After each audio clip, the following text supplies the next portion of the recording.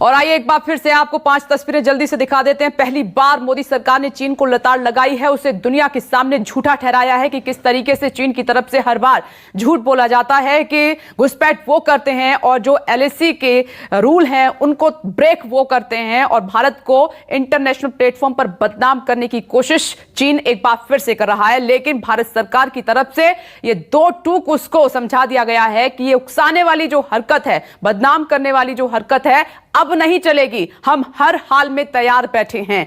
और प्रयास सर, मैं सीधे आपके पास आ रही हूं। प्रयास sir, army chief Naravane Ladakh जा रहे हैं, फॉरवर्ड पोस्ट के जवानों से वो वहां पर मुलाकात करेंगे। लेकिन जाने से पहले जब उनसे एक सवाल यह पूछा गया था कि कैसे एलएसी पर यह जो विवाद है, सीमा विवाद, सुलझेगा, उन्होंने साफ तौर पर यह कहा कि जब तक वहां पर कोई समझौता नहीं हो जाता है तब तक ये झड़पें नहीं रुकने वाली हैं, ये विवाद नहीं रुकने वाला है। लेकिन तब तक भारत को वहां पर निरीक्षण करते रहना होगा और अपनी प्लानिंग को मजबूत करते रहना होगा हर वक्त। बिल्कुल, आर्मी चीफ ने बिल्कुल ठीक कहा है। और इस बात को आगे बढ़ाने के पहले मैं जनरल सिवाग साहब को, उन्होंने जो ग्राउंड लेवल पे जो पोजीशन है जिस तरह से डिस्क्राइब किया वो बहुत ही बेहतरीन था।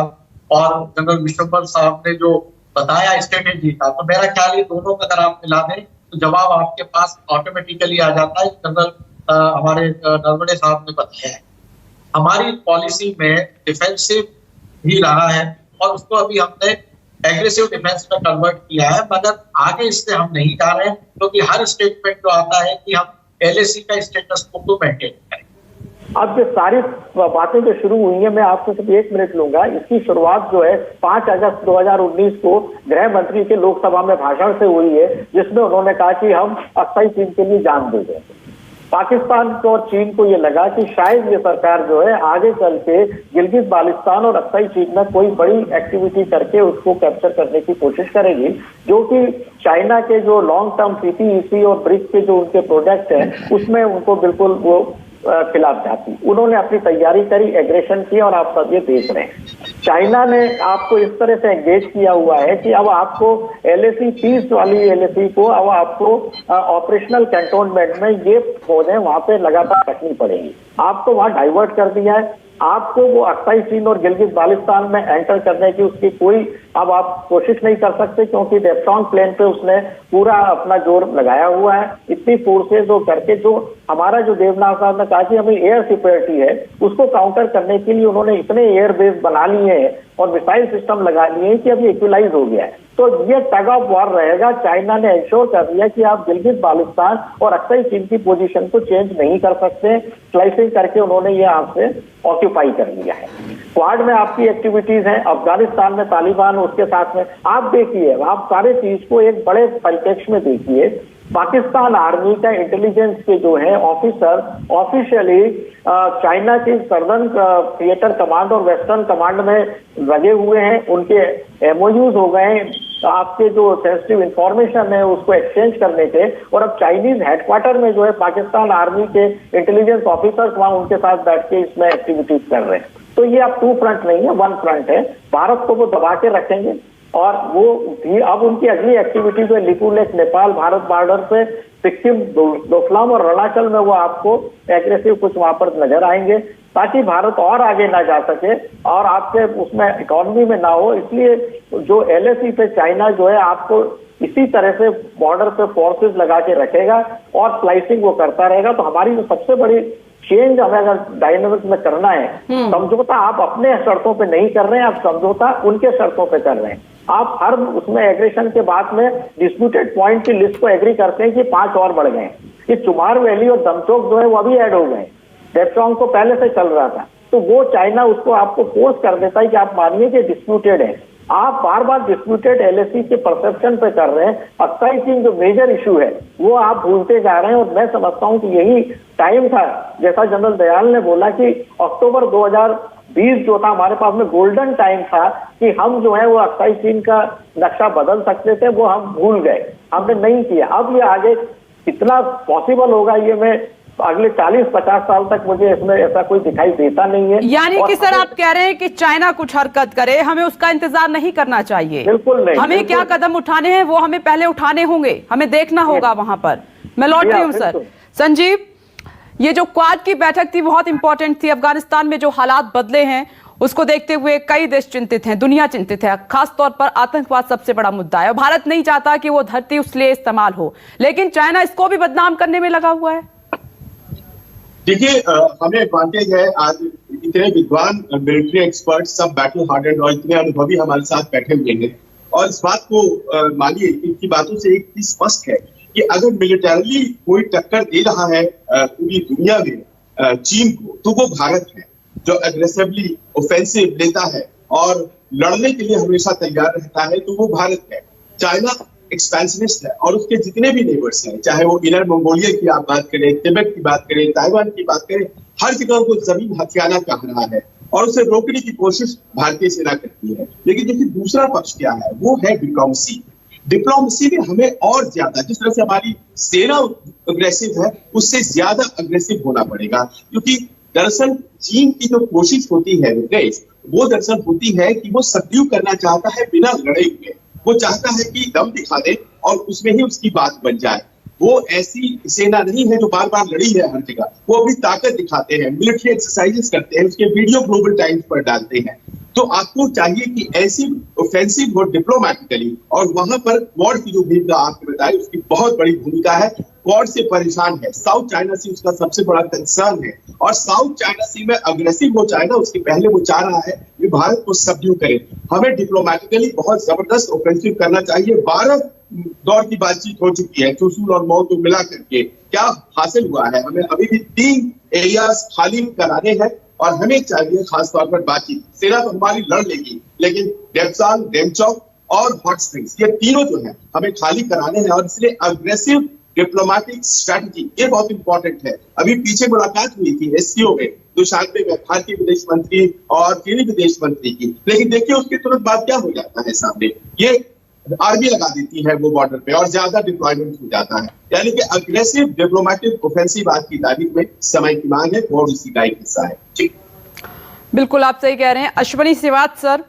ऐसे में जब हालात ऐसे हों बॉर्डर पर, एलएसी पर, तो जो सैनिक हैं उनका मनोबल बढ़ाना भी बहुत जरूरी होता है। तो सेना चीफ वहां जा रहे हैं, उनका दौरा आप कितना अहम मानते हैं ऐसे में? बिल्कुल बहुत अहम है। और देखो वहाँ मैं चीफ ऑफ स्टाफ रह चुका हूँ 14 कोर में, लेह लद्दाख में। चीफ के जाने से बहुत ज़्यादा फर्क पड़ता मोराल पे, और ये सच्चाई है कि भारत बहुत आगे आ गया है, इसमें कोई शक नहीं।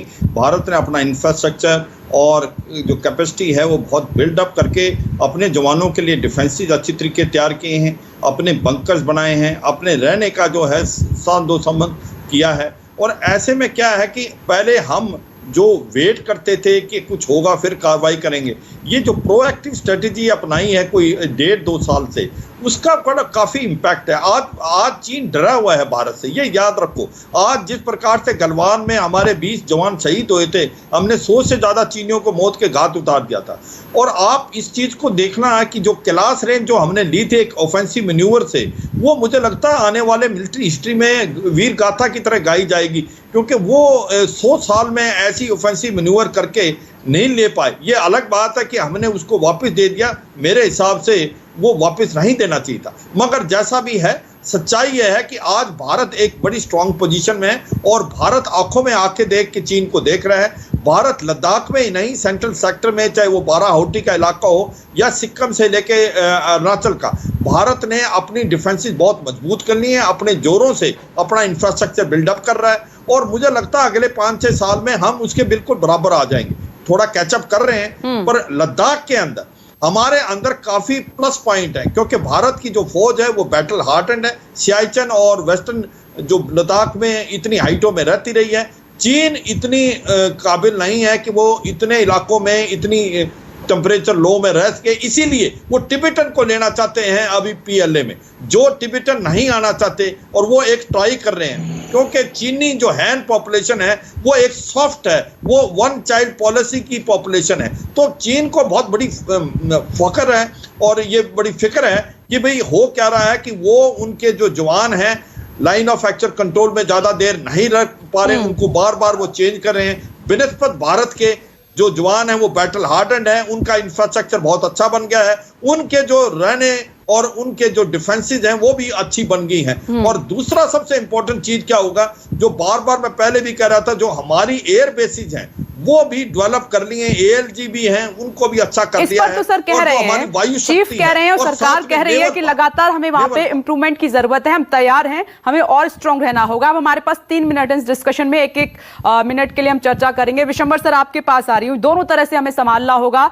जो चीन कर रहा है हमें उसी तरीके से उससे एक कदम आगे बढ़कर हमें उसको जवाब देना होगा, यानी कि जो अफवाह उकसाने की हरकत करता है बयानों के जरिए उसको भी संभालना है और LAC पर भी हमें अपनी मजबूती लगातार बढ़ाते रहनी होगी।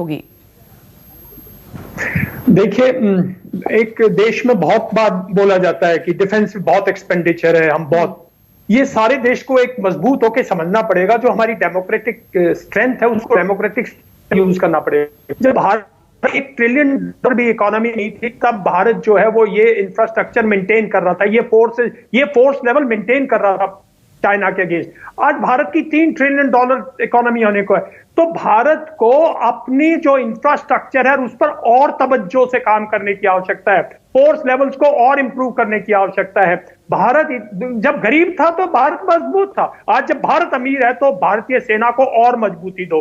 चाइना सिर्फ स्ट्रेंथ से डरता है, चाइना लोहे का जवाब से डरता है, China soft technology, soft power में वो आपको बीट करेगा। ये डिप्लोमेसी उसकी, कोएर्सिव डिप्लोमेसी उसकी जारी रहेगी। अगर आपको चाइना को सबक सिखाना है तो आपको उसका बहिष्कार करना पड़ेगा। पॉलिटिकली आपको यूज करने की, पॉलिटिकली डिप्लोमेटिकली बाइकॉट चाइना। और जब तक आप ये स्ट्रॉन्ग मैसेजिंग नहीं करोगे चाइना को, जब तक आप चाइना बॉर्डर पर आपको ऐसे ही रखेगा, स्ट्रेटेजिकली इन्वॉल्व रखेगा, आपके अंदर पॉलिटिकल डिफरेंसेस होते हैं, पॉलिटिकल पार्टीज डिफरेंट स्टेटमेंट देती हैं, आपको कंफ्यूज रखेगा। इस पूरी कंफ्यूजन को अगर दूर करना है तो एक साथ होकर चाइना को एक स्ट्रॉन्ग मैसेजिंग दो। भारत ने स्ट्रॉन्ग मैसेजिंग का शुरुआत हो गई है, जिस तरीके से अभी भारत सरकार की तरफ से जवाब दिया गया है वो उसी भाषा में दिया गया है। संजीव, मुझे लगता है इसकी शुरुआत हो गई है। इन फ्यूचर ऐसे ही कड़े लहजे में न सिर्फ बयानों के जरिए बल्कि LAC पर भी स्ट्रांग तरीके से ही चाइना को जवाब दिया जाएगा। और चीन ये समझता है कि भारत अब पहले जैसा नहीं है, उसकी हर चाल को वो समझ चुका है कि आप टेबल पर और बॉर्डर पर क्या रहते हैं, वो दोनों चीजें अब हमें समझ में आती हैं। सर, मैं आपके पास देवनाथ सर, परिहार सर नहीं आ पा रही हूं, वक्त की कमी है। आप सभी का बहुत बहुत शुक्रिया इस चर्चा में शामिल होने के लिए। तो भारत सरकार की तरफ से कड़ा रुख चाइना के लिए, चीन के लिए समझा दिया है कि हद में रहो। छोटा सा ब्रेक, फौरन लौट रहे हैं। नमस्कार, मैं हूं मानक गुप्ता। अगर आपको हमारा ये वीडियो पसंद आया हो तो इसे लाइक और शेयर जरूर करें, और हां, हमें सब्सक्राइब और फॉलो करना ना भूलें ताकि आप देश और दुनिया की कोई खबर मिस ना करें। तो जुड़े रहिए हमारे साथ और देखते रहिए न्यूज़ 24।